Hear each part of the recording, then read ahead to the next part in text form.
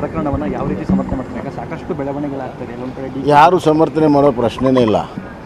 ಆದರೆ ತನಿಖೆ ಯಾವ ರೀತಿ ಆಗ್ತಾ ಇದೆ ಅನ್ನೋದನ್ನು ಜನ ಪ್ರಶ್ನೆ ಮಾಡ್ತಾ ಇದ್ದಾರೆ.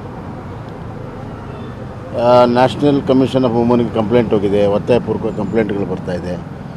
ಇನ್ನು ಯಾರು ಅದ್ರ ಬಗ್ಗೆ ಮಾಹಿತಿಯನ್ನು ಕೊಟ್ಟಿದ್ದಾರೆ ಅವ್ರ ಮೇಲೆ ಕಂಪ್ಲೇಂಟ್ ಮಾಡಿರುವಂಥದ್ದು.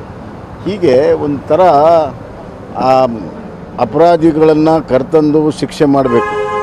SIT ಪ್ರಥಮ ಕರ್ತವ್ಯ ಅದು. ಅದನ್ನು ಬಿಟ್ಟು ವಿಚ್ ಹಂಟಿಂಗ್ ಮಾಡ್ತಾಯಿದ್ದಾರೆ. ಈ ವಿಚ್ ಹಂಟಿಂಗ್ ಮಾಡುವಂಥದ್ದು ತನಿಖೆ ಸಂಪೂರ್ಣವಾಗಿ ದಾರಿ ತಪ್ತದೆ.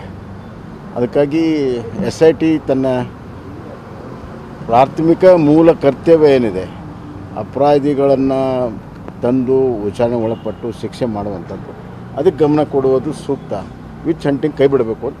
ಸರ್, ಪ್ರಕರಣದಲ್ಲಿ DK ಶಿವಕುಮಾರ್ ಅವರ ಹೆಸರು ಕೂಡ ತಳ್ಕಾಕೊಂಡಿದೆ. ಹೀಗಾಗಿ ಅವರನ್ನು ಕೂಡ ವಿಚಾರಣೆ ಒಳಪಡಿಸಬೇಕು ಅಂತೇಳಿ ಜಗದೀಶ್ ಶೆಟ್ಟರು ಆಗ್ರಹ ಮಾಡಿದ್ದಾರೆ.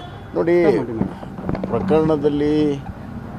ಪ್ರಕರಣಕ್ಕೆ ಸಂಬಂಧಪಟ್ಟಂಥ ಮೂಲ ಪ್ರಕರಣ ಮತ್ತು ಇತರ ಪ್ರಕರಣಗಳು ಯಾರ್ಯಾರು ಸಂಬಂಧ ಬರ್ತದೆ ಅವರೆಲ್ಲರನ್ನೂ ವಿಚಾರಣೆ ಒಳಗೆ ಬಿಟ್ಟಾಗಲೇ ಸಂಪೂರ್ಣ ತನಿಖೆ ಆಗುತ್ತೆ.